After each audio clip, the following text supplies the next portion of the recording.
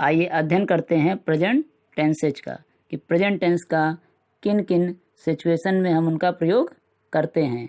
Number 1 है expressed general truth. जब हमें किसी सत्य बात के बारे में लिखना होता है या बोलना होता है तो हम सिंपल प्रेजेंट टेंस का प्रयोग करते हैं। For example, the sun rises in the east. सूरज पूर्व में उगता है। नेक्स्ट, जब हमें किसी आदत को प्रकट करना हो, habit, then we will use simple present tense. For example, I play badminton every Tuesday. मैं प्रत्येक ट्यूसडे को, मंगलवार को बैडमिंटन खेलता हूँ। Future time tables. फ्यूचर में घटित होने वाली घटनाओं को जब हम व्यक्त करते हैं तब भी हम प्रेजेंट टेंस का ही प्रयोग करते हैं। For example, our train leaves at 9 AM। हमारी ट्रेन 9 बजे छूटती है। फ्यूचर आफ्टर, व्हेन और अनटिल। जब हम फ्यूचर में कोई काम करें और वहाँ पर कोई कंडीशंस हो तब हम प्रेजेंट टेंस का प्रयोग करते हैं। For example, I would not go out until it stops raining. मैं तब तक बाहर नहीं जाऊंगा जब तक कि बारिश समाप्त नहीं हो जाती या रुक नहीं जाती। Next, permanent situation. ऐसी परिस्थितियों को दिखाने के लिए जो हमेशा परमानेंट हो। For example, he works in a bank. वह बैंक में काम करता है। Next, for newspaper headlines. Newspaper headlines के लिए भी हम सिंपल प्रेजेंट टेंस का प्रयोग करते हैं। For example, man enters space. व्यक्ति अंतरिक्ष में पहुंचता है या पहुंच चुका है। With non progressive in which we express believes. I believe that you are innocent. मुझे विश्वास है कि तुम निरपराध हो, दोषी नहीं हो। Next, when telling the stories. कहानी को प्रकट करने के लिए भी, बताने के लिए भी हम सिंपल प्रेजेंट का प्रयोग करते हैं। फॉर एग्जाम्पल, सडनली, अचानक, द विंडो ओपन्स, खिड़की खुलती है, एंड मास्क्ड मैन एंटर्स, और मास्क लगाए हुए व्यक्ति अंदर प्रवेश करता है। Next, for giving the direction and instructions. Direction और इंस्ट्रक्शन देने के लिए भी हम, दिशा निर्देश देने के लिए भी सिंपल प्रेजेंट टेंस का प्रयोग करते हैं। First of all, you break the eggs. सबसे पहले आप अंडे को तोड़िए, एंड विस्क विथ शुगर, और उसमें चीनी को मिलाइए। तो यहाँ पर डायरेक्शन या सजेशन दिया गया है, इंस्ट्रक्शन दिया गया, इसलिए यहाँ पर सिंपल प्रेजेंट टेंस का प्रयोग किया गया है। अब बात आती है कि सिंपल प्रेजेंट टेंस की पहचान कैसे होगी।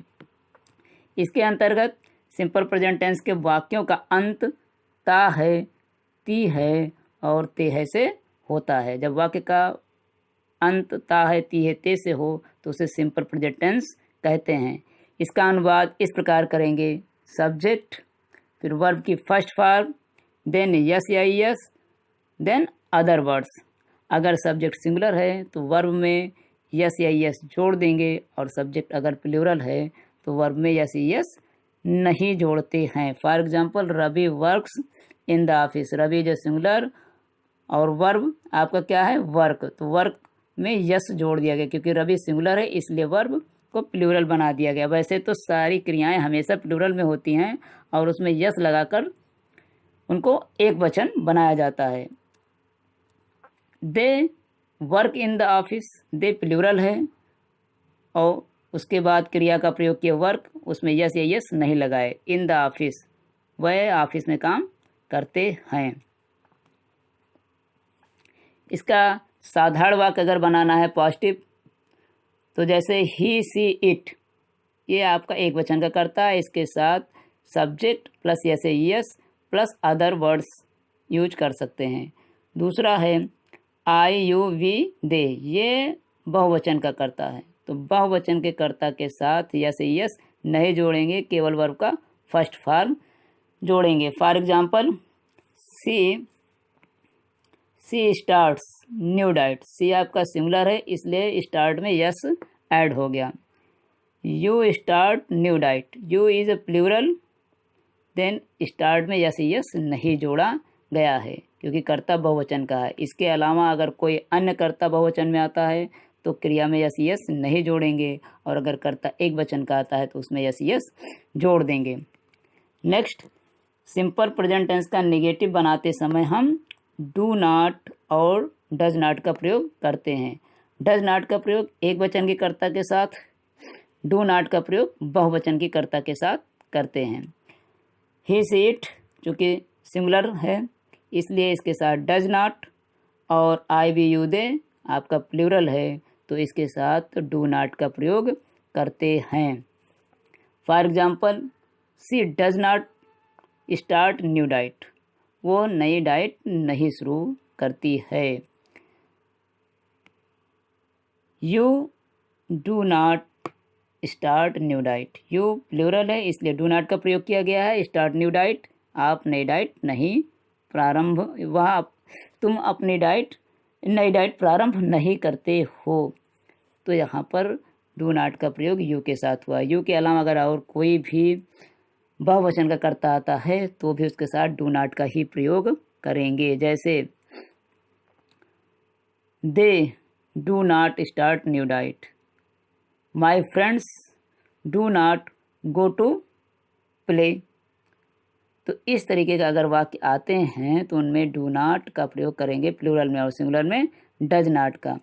सिंपल प्रेजेंट टेंस के वाक्यों का प्रश्नवाचक वाक्य बनाते समय डू या डज का प्रयोग करते हैं। किसका? डू या डज का। डज का प्रयोग हम एक वचन कर्ता के साथ, जबकि डू का प्रयोग हम बहुवचन कर्ता के साथ करते हैं। और पहले ही बताया जा चुका है कि ही सी इट एक वचन का करता है, आई वी यू दे बहुवचन का करता है। इनके अलावा अगर एक वचन का करता आता है तो डज, बहुवचन का करता आता है तो डू का प्रयोग करेंगे। For example, she starts new diet, negative बनाएंगे और इंट्रोगेटिव बनाएंगे। Does she start new diet, क्या वो नई डाइट प्रारंभ करती है? या does she go to school, क्या वह स्कूल जाती है? डज सी रीड, क्या वह पढ़ती है? डज सी प्ले, क्या वह खेलती है? You start new diet, you plural है, आपका साधारण वाक्य है, इसका इंट्रोगेटिव बनाएंगे तो डू से बनाएंगे। Do you start new diet, do you play in the field, do you go to school, do you study daily, क्या तुम रोज पढ़ते हो? ये सहायक क्रिया से प्रारंभ होने वाले वाक्य हैं। और प्रश्नवाचक वाक्यों का निर्माण हम दो तरीके से करते हैं। एक, जब वाक्य के प्रारंभ में क्या हो तो डू या डज से प्रारंभ करेंगे। डू या does plus subject plus verb का first form plus other words, इसके साथ यस या यस नहीं जोड़ेंगे, ये विशेष ध्यान देना है। डू या डज के साथ यस यस नहीं जोड़ेंगे। दूसरा, अगर वाक्य का प्रारंभ, वाक्य के बीच में प्रश्नवाचक शब्द आता है, कब, कहाँ, क्यों, कैसे, तब उसकी अंग्रेजी हम सबसे पहले लिखते हैं। जैसे वह कब जाता है, तो कब की अंग्रेजी पहले लिखेंगे व्हेन, और वह की अंग्रेजी ही है तो व्हेन ही। चूँकि ही सिंगुलर सब्जेक्ट है। प्रेजेंट कंटीन्यूअस, प्रेजेंट कंटीन्यूअस के बारे में हम अध्ययन करते हैं। इसका प्रयोग करते समय हमें किन किन बातों का ध्यान देना है? प्रेजेंट कंटीन्यूअस टेंस का प्रयोग हम किन किन परिस्थितियों में करते हैं, आइए इसके बारे में अध्ययन करते हैं। प्रेजेंट कंटीन्यूअस का प्रयोग हम describe something which is happening at the exact moment of speech. जब हम बोलते हैं उस दौरान अगर कोई गतिविधि घटित होती रहती है उसके लिए हम प्रेजेंट कंटीन्यूअस टेंस का प्रयोग करते हैं। For example, gym is watching television at the moment, घूमते वक्त या खेलते वक्त जिम टीवी देख रहा है। Describing the action is taking place now but not the exact moment of speech. Describe an action, किसी गतिविधि को डिस्क्राइब करने के लिए, दैट इज टेकिंग प्लेस, जो घटना घटित हो रही है या जो क्रियाविधि हो रही है। नाउ, वर्तमान में, but not at the exact moment of speech, लेकिन वो घटना बोलते वक्त ना हो रही हो। तो इस प्रकार की परिस्थितियों के लिए भी हम प्रेजेंट कंटीन्यूअस टेंस का प्रयोग करते हैं। For example, John is working in London. John London में काम कर रहा है। तो बोलते वक्त तो वो उस समय काम कर नहीं रहा, लेकिन लंदन में वो काम कर रहा है। घटना प्रेजेंट कंटीन्यूअस टेंस में है। Next, for describing an event planned in the future. Future में अगर कोई प्लान किए हैं तो उस प्लान को प्रदर्शित करने के लिए, दिखाने के लिए भी हम प्रेजेंट कंटीन्यूअस टेंस का प्रयोग करते हैं। For example, I am taking my French class on Tuesday. मैं ट्यूसडे को अपना फ्रेंच का क्लास अटेंड करूँगा। तो ये काम फ्यूचर में होने वाला है, फिर भी इसको डिस्क्राइब कर रहे हैं प्रेजेंट कंटीन्यूअस में। To describe temporary situation. Temporary situation अस्थायी परिस्थिति को दर्शाने के लिए भी हम प्रेजेंट कंटीन्यूअस टेंस का प्रयोग करते हैं। For example, I am staying with a friend for a few days. मैं अपने मित्र के साथ कुछ समय से रह रहा हूँ। अर्थात ये अस्थायी कार्यविधि है, कुछ समय के लिए ही मैं अपने दोस्त के साथ रह रहा हूँ। तो इसके लिए भी हम प्रेजेंट कंटीन्यूअस टेंस का प्रयोग करते हैं। To emphasise the frequency of action. Frequency means जो बार बार घटित हो। ऑफ एन एक्शन, ऐसी क्रिया या ऐसा काम जो बार बार घटित हो रही हो, उसको दर्शाने के लिए, उसको दिखाने के लिए भी हम प्रेजेंट कंटीन्यूअस टेंस का प्रयोग करते हैं। For example, the child is always crying for no good reason. किसी भी कारण के लिए बच्चा हमेशा रोता रहता है। The child is always crying, बच्चा सदैव रो रहा है। फॉर नो गुड रीजन, किसी भी खास कारण के लिए नहीं।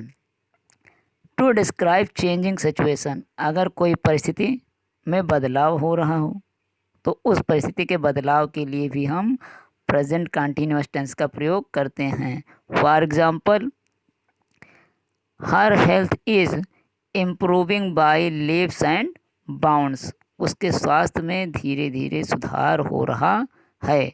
तो इस प्रकार से हम प्रेजेंट टेंस का प्रयोग निम्नलिखित परिस्थितियों में करते हैं। अब बात आती है प्रेजेंट कंटीन्यूअस टेंस के पहचान की, कि हम प्रेजेंट कंटीन्यूअस टेंस की पहचान किस प्रकार से करेंगे। प्रेजेंट कंटीन्यूअस टेंस के वाक्यों में अंत में रहा है, रही है और रहे हैं आदि शब्द आते हैं।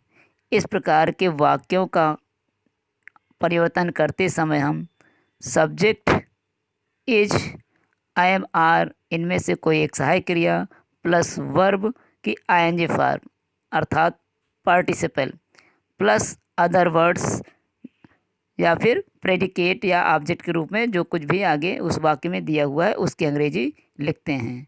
इज का प्रयोग यहाँ पर सिंगुलर सब्जेक्ट के साथ, आई एम का प्रयोग सदैव आई के साथ, और आर का प्रयोग आर का प्रयोग बहुवचन के कर्ता के साथ किया जाता है। आई इज सिंगुलर, इज का प्रयोग एक वचन के कर्ता के साथ, आई एम का प्रयोग आई के साथ, आर का प्रयोग प्लूरल के साथ। For example, Alice is watching TV. Alice TV देख रही है। तो Alice is a singular and is singular. Watching TV, तो एलिस एक वचन का कर्ता है तो इसके लिए इज का प्रयोग किया गया है। अगर हम इसके अलावा दूसरा वाक्य लेते हैं, बर्ड्स आर फ्लाइंग, चिड़ियाँ उड़ रही हैं, तो चिड़ियाँ कई हैं इसलिए आर का प्रयोग। आई एम रीडिंग, सब्जेक्ट हो गया आई एम रीडिंग, मैं पढ़ रहा हूँ, तो आई के साथ हमेशा आई एम का प्रयोग करते हैं। प्रेजेंट कंटीन्यूअस टेंस के पॉजिटिव अर्थात साधारण वाक्यों का परिवर्तन करते समय या उसके वाक्यों का निर्माण करते समय हम आई के साथ आई एम का प्रयोग करेंगे। ही सी इट चूँकि एक वचन के कर्ता है इसलिए इज का प्रयोग करेंगे। और यू वी दे, इसके साथ सदैव आर का प्रयोग करेंगे। आई एम, इज, आर ये सहायक क्रियाएं हैं, जबकि आई, ही, सी, इट, यू, वी, यू, दे ये सभी कर्ता हैं, सब्जेक्ट हैं और ये प्रोनाउन भी हैं। For example, I am working, first form of the verb plus ING form. He is working, she is working, it is working. You are working, we are working, they are working. तो इन सभी के साथ verb के first form में ING लगा करके हम बना लेते हैं। Example, he is working in the garden. अगर हम इसके आगे कोई भी प्रेडिकेट या कॉम्प्लीमेंट जोड़ दें तो क्या हो जाएगा, ही is working in the garden, वो बगीचे में काम कर रहा है। तो यहाँ पर ही आपका क्या है, सिंगुलर सब्जेक्ट है, इसीलिए इज का प्रयोग किया गया। यहाँ पर होता अगर दे, तो they are working in the garden, वो एक बगीचे में काम कर रहे हैं। इसी तरीके से कोई भी बहुवचन सब्जेक्ट हम यहाँ पर ले सकते हैं। प्रेजेंट कंटिन्यूअस टेंस के नेगेटिव बनाते समय हम is not, I am not और आर नॉट का प्रयोग करते हैं।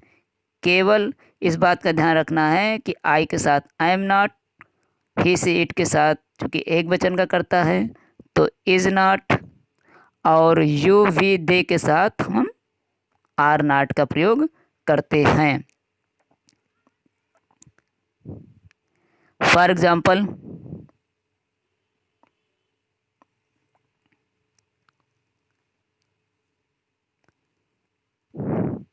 you are not working, we are not working, they are not working. Example, he is not working in the garden, वो बगीचे में काम नहीं कर रहा है। तो इस प्रकार से हम प्रेजेंट कंटिन्यूअस टेंस के नेगेटिव सेंटेंस को हम बना सकते हैं। पॉजिटिव में इज़ एम आर का प्रयोग करेंगे, नेगेटिव में I am not, is not और आर नॉट का प्रयोग करेंगे, प्लस वर्ब की ING form plus other words. प्रश्नवाचक शब्दों में अगर हम प्रश्नवाचक वाक्यों का निर्माण कर रहे हैं और प्रश्नवाचक वाक्य के प्रारंभ में क्या है, तब इसका निर्माण हम सहायक क्रिया इज एम आर से करते हैं। For example, am I working, क्या मैं काम कर रहा हूँ। इज ही वर्किंग, क्या वह काम कर रही है। इज सी वर्किंग, क्या वह काम कर रही है। इज इट वर्किंग, क्या काम हो रहा है। आर यू वर्किंग, क्या तुम काम कर रहे हो। आर बी वर्किंग, क्या हम काम कर रहे हैं। आर दे वर्किंग, क्या वे काम कर रहे हैं।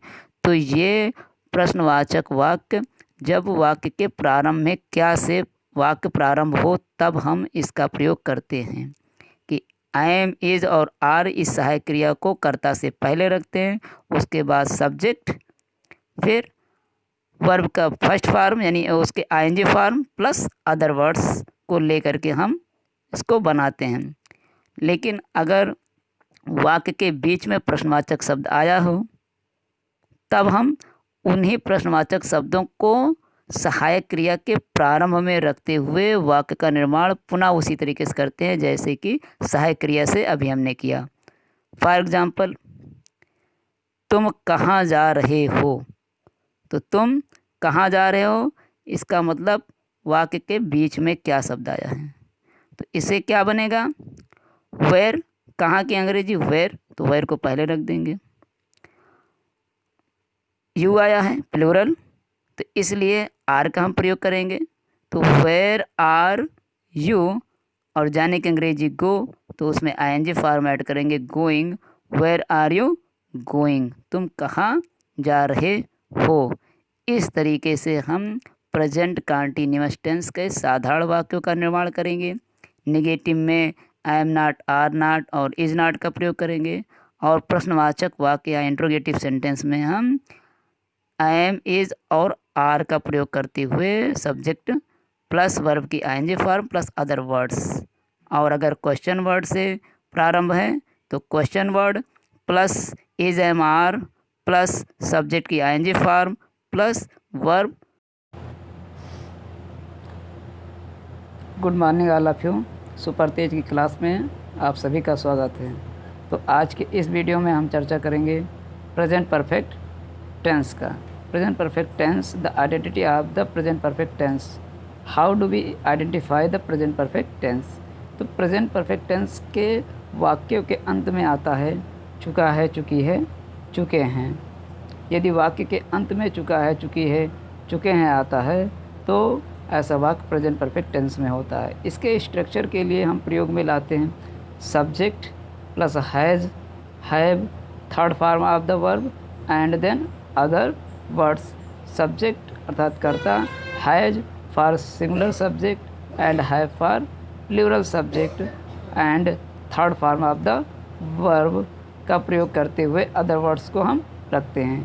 For example, he has done his work, वो अपना काम कर चुका है। They have gone from here, वो यहाँ से जा चुका है। तो इस तरीके से हम प्रेजेंट परफेक्ट टेंस के वाक्यों का अनुवाद करते हैं। Now the question arises in mind, where do we use the present perfect tense? The present perfect tenses are used different types of situation. हम present perfect tense का प्रयोग अलग अलग परिस्थितियों में करते हैं। Let's see where do we use the present perfect tense and what are the situations where we use it.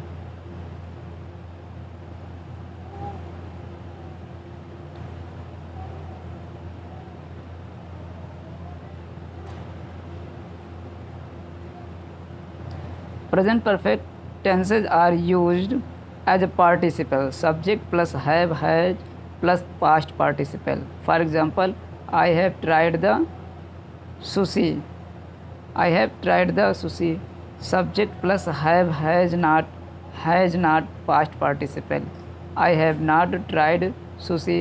Have, has plus subject plus past participle. Past participle means third form of the verb. इनका प्रयोग करते हुए हम positive, negative और question tag या प्रश्नवाचक वाक्यों का निर्माण हम करते हैं। Usages, the first situation is to express things you have done in your life. यदि आपने अपने जीवन में कोई काम कर लिया है तो उसको एक्सप्रेस करने के लिए करते हैं। For example, she has never studies Japanese, वो कभी भी जापान में नहीं पढ़ाई की है। Next, to express the number of times you have done in your life. How many times have you tried to call her? आपने उससे कितनी बार कॉल करने का या फ़ोन करने का प्रयास किया। Next, to describe recently completed actions which are important now. ऐसे गतिविधि को दिखाने के लिए जो अभी अभी हाल ही में समाप्त हुई है और वो ज़रूरी भी है। For example, I have some bad news. I have lost my job. मेरे पास एक बुरी खबर है कि मैं अपनी नौकरी खो दिया हूँ। तो इस तरीके की सिचुएशन में भी हम इसका प्रयोग करते हैं। Next, to express the situation that started in the past and still true. जो गतिविधि पास्ट में प्रारंभ हुई है, भूतकाल में, लेकिन वो अभी भी महत्वपूर्ण हो, तो इस प्रकार के सिचुएशन को भी दिखाने के लिए हम प्रेजेंट परफेक्ट टेंस का प्रयोग करते हैं। For example, I have known James for 4 and 5 years। मैं जेम्स को 4 या 5 सालों से जानता हूँ। To describe unfinished actions are situations.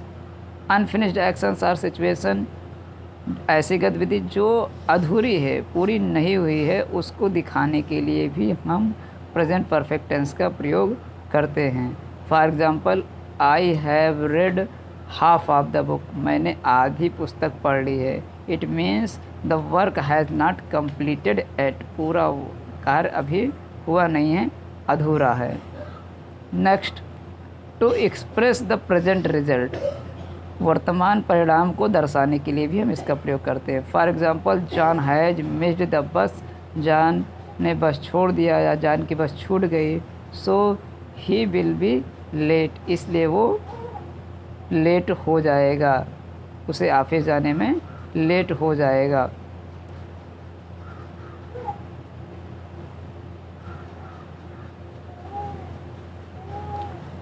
How do we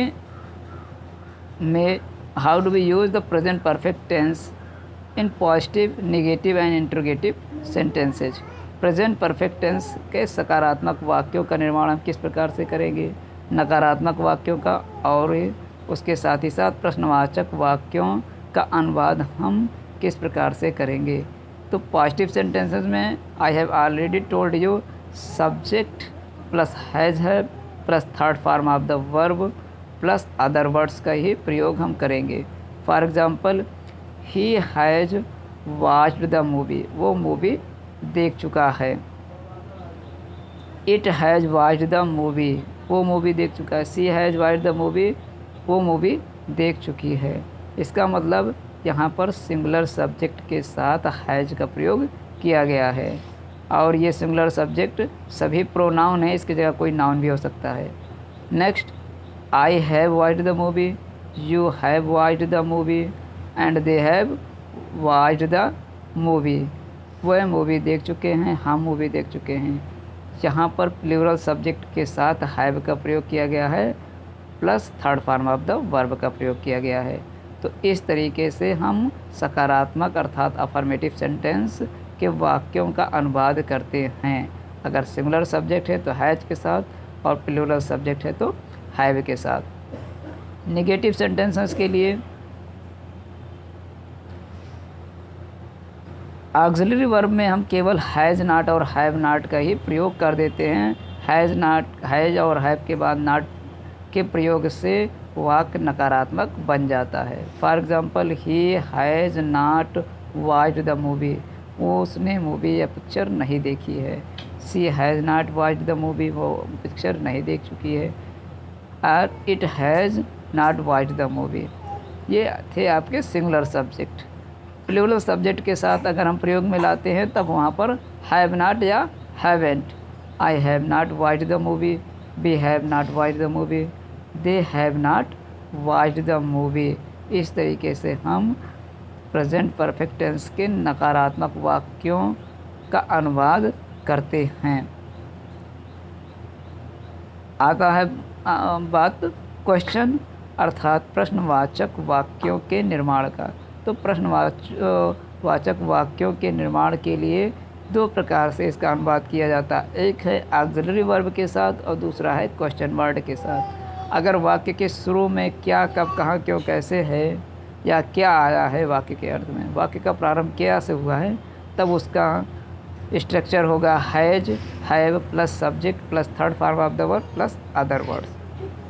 अगर वाक्य के बीच में कब, कहाँ, क्यों, कैसे आया है तो सबसे पहले उसकी अंग्रेजी रखेंगे और उसके बाद फिर auxiliary verb has, have plus subject plus third form of the verb और प्लस अदर वर्ड्स के साथ उस वाक्य का अनुवाद करेंगे। For example, has he watched the movie, क्या वह मूवी देख चुकी है, तो वाक्य के प्रारंभ में क्या है, has she watched the movie, has it watched the movie.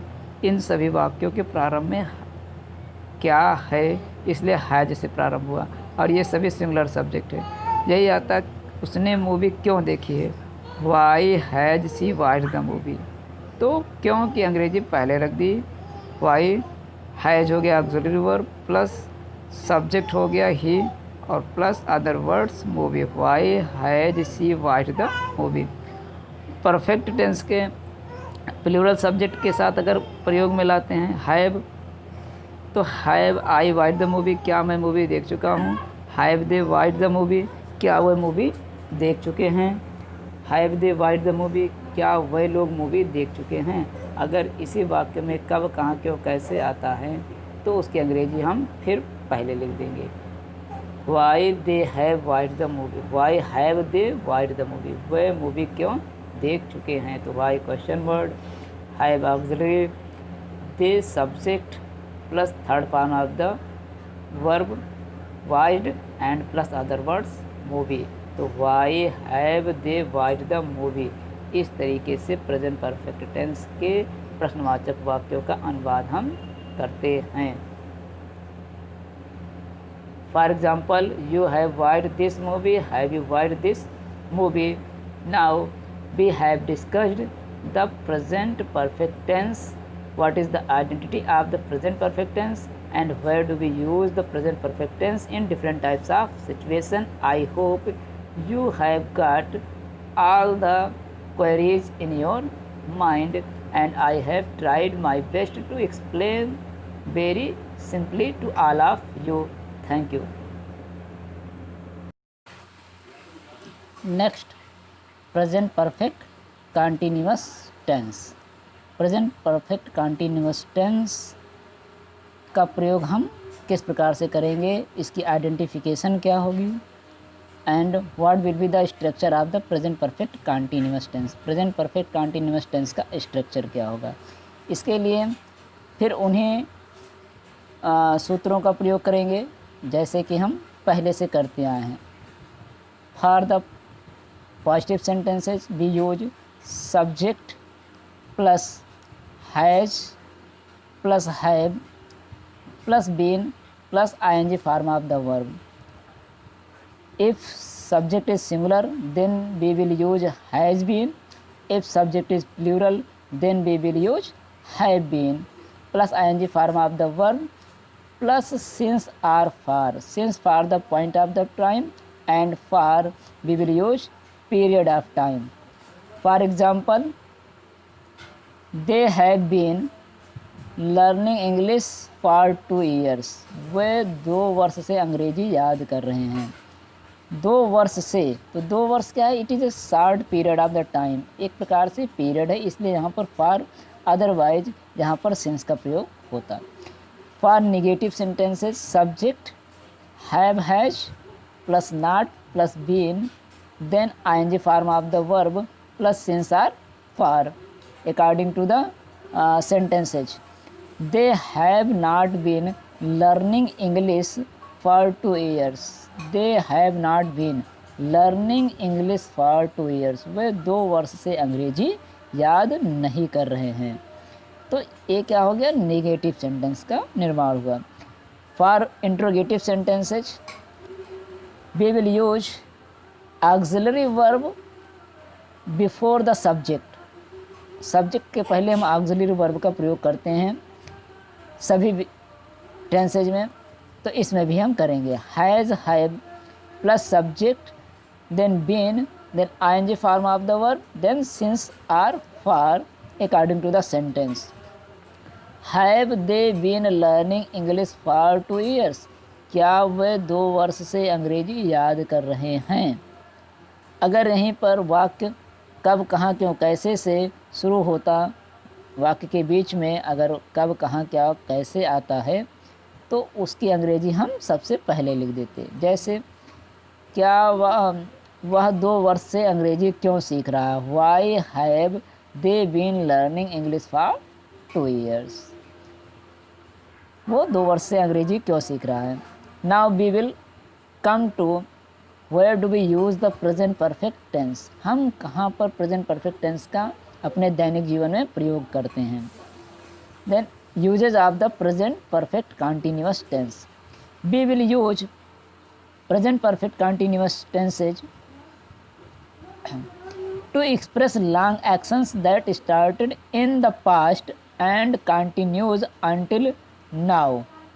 It expresses long action, जो लंबी क्रियाविधि को दिखाता हो और जो पास्ट में प्रारंभ हुआ हो, भूतकाल में वो कार्य प्रारंभ हुआ हो और वर्तमान में अभी भी चल रहा होता है। तो ऐसी क्रियाओं को हम दिखाने के लिए इसका प्रयोग करते हैं। For example, I have been living in Ireland for almost 4 years। मैं आयरलैंड में 4 वर्ष से रह रहा हूँ। The action have been started in the past but still now continuous. Action क्या है, पास्ट में भूतकाल में कार्य प्रारंभ हो चुका है लेकिन अभी भी वो कार्य चल रहा है। To express the recent actions that have clear evidence or result now. ऐसे एक्शंस, ऐसे गतिविधि जिसके साक्ष्य मौजूद हों या उसका जो है परिणाम उपलब्ध हो, उसको दिखाने के लिए। For example, her eyes are red because she has been crying all evening. क्योंकि पूरी रात वो रो रही थी इसलिए उसकी आँख लाल हो चुकी है। पूरी रात से रो रही थी, और इसका एविडेंस है कि उसकी आँख लाल हो चुकी है। Next, typically it is used for shorter और मोर टेम्परेरी सिचुएशन। कुछ अस्थायी गतिविधियों को दिखाने के लिए भी हम प्रेजेंट परफेक्ट कंटिन्यूअस टेंस का प्रयोग करते हैं। For example, have they been learning English this week.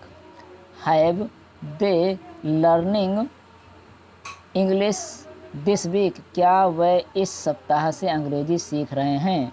तो ये बहुत शॉर्ट टाइम हो जाता है, पीरियड ऑफ टाइम एक प्रकार का सप्ताह है, तो इस सप्ताह से सीख रहे हैं। बहुत शॉर्ट सिचुएशन है, टेम्प्रेरी सिचुएशन है, इस जगह पे भी हम प्रेजेंट परफेक्ट कंटिन्यूअस टेंस का प्रयोग करते हैं। Now how will identify the present perfect continuous tenses. हम किस प्रकार से प्रेजेंट परफेक्ट कंटिन्यूअस टेंस का पहचान करेंगे कि किस प्रकार से वो वाक्य आते हैं। Let's see how do will identify the identification of the present perfect continuous tenses. पहचान के रूप में रहा है, रही है, रहे हैं प्लस टाइम से रहेगा। अगर वाक्य के अंत में किसी के रहा है, रही है, रहे हैं आदि आते हैं और उसमें वाक्य में से भी लगा है कि सुबह से, शाम से, पिछले 2 वर्ष से, 5 वर्ष से, तो ऐसे वाक्य प्रेजेंट परफेक्ट कंटिन्यूअस टेंस के अंतर्गत आते हैं। ऐसे वाक्यों के निर्माण के लिए हम स्ट्रक्चर का यूज करते हैं subject plus has been for the singular subject and have been for the plural subject, then verb की ING form, since, then for plus other words, since for the period of time, point of time, and for the period of time के लिए हम प्रयोग में लाते हैं। For examples, he has been doing his work since morning, वो अपना काम सुबह से कर रही है। तो सुबह से कार्य प्रारंभ है, एक प्रकार का इंडिकेशन है, पॉइंट किया गया है टाइम को मॉर्निंग में, इसलिए यहाँ पर सिंस का प्रयोग किया गया है। वह सुबह से अपना कार्य कर रही है। They have been living in this room for 3 years, वह इस कमरे में 3 साल से रह रहे हैं। तो 3 years is a period of time, becomes as a period, ये 3 साल एक प्रकार के अवधि बन जाती है, इसलिए यहाँ पर फॉर का हम प्रयोग कर रहे हैं। इस तरीके से हम प्रेजेंट परफेक्ट कंटिन्यूअस टेंस के वाक्यों का अनुवाद करते हैं। तो प्रेजेंट परफेक्ट कंटिन्यूअस टेंस के सकारात्मक वाक्यों के निर्माण के लिए हम स्ट्रक्चर जो प्रयोग में लाते हैं वो है सब्जेक्ट, पॉजिटिव सेंटेंस के लिए सब्जेक्ट प्लस हैज़ बीन या have been for the plural subject plus ING form of the verb plus since or for plus other words. For example, he has been playing since morning, she has been playing since morning, it has been playing since morning, वो सुबह से खेल रहे हैं, वह सुबह से खेल रही है। For the plural subject, you have been playing since morning, they have been playing since morning, वे सुबह से खेल रहे हैं। या वह पिछले 2 वर्ष से यहाँ रह रहे हैं, they have been living here for 3 years, वह यहाँ पर 3 सालों से रह रहे हैं। या they have been playing football. इस तरीके से हम प्रेजेंट परफेक्ट कंटिन्यूअस के पॉजिटिव सेंटेंसेज का अनुवाद करते हैं या उसको हम ट्रांसलेट करते हैं। For negative sentences we will use has not been और हैव नॉट बीन। हैज़ और हैव के तुरंत बाद हम इसमें नॉट का प्रयोग करते हैं, हैज़ बीन के बाद नॉट का प्रयोग नहीं करते या हैव बीन के बाद नॉट का प्रयोग नहीं करते हैं। For example, he has not been playing since morning, वो सुबह से नहीं खेल रहा है। She has not been playing since morning, वो सुबह से नहीं खेल रही है। You have not been playing since morning, तुम सुबह से नहीं खेल रहे हो। They have not been living here for 3 years, वह यहाँ पर 3 वर्ष से नहीं रह रहे हैं। मैंने यहाँ पर एक फॉर का प्रयोग कर दिया है जो कि पीरियड ऑफ टाइम के लिए है। तो इस प्रकार से हम नेगेटिव सेंटेंस का वाक्यों या नेगेटिव सेंटेंस को हम यहाँ पर इस प्रकार से रखते हैं या उसका हम अनुवाद करते हैं। नकारात्मक वाक्यों का निर्माण हम इस प्रकार से करते हैं। For interrogative sentences as earlier we used auxiliary verb before the subject, we must also use the auxiliary verb before the subject in this tense also. हम इस टेंस में भी, प्रेजेंट परफेक्ट टेंस में भी ऑक्सिलरी वर्ब को subject के पहले ही रख करके बनाते हैं। फॉर एग्ज़ाम्पल, अगर वाक्य का प्रारंभ क्या से है तो सबसे पहले हम ऑक्सिलरी वर्ब हैज़ बीन या हैव बीन, उसके बाद सब्जेक्ट, यानी यहाँ पर इस बात को ध्यान रखना है कि हैज और हैव के बाद ही सब्जेक्ट को रखना है, उसके बाद बीन का प्रयोग करना है। फिर उसके बाद वर्ब की ING form, then other since or for, then other words का प्रयोग हम यहाँ पे करेंगे। जैसे has he been playing since morning, क्या वह सुबह से खेल रहा है। Have they been playing since morning, क्या वह सुबह से खेल रहे हैं।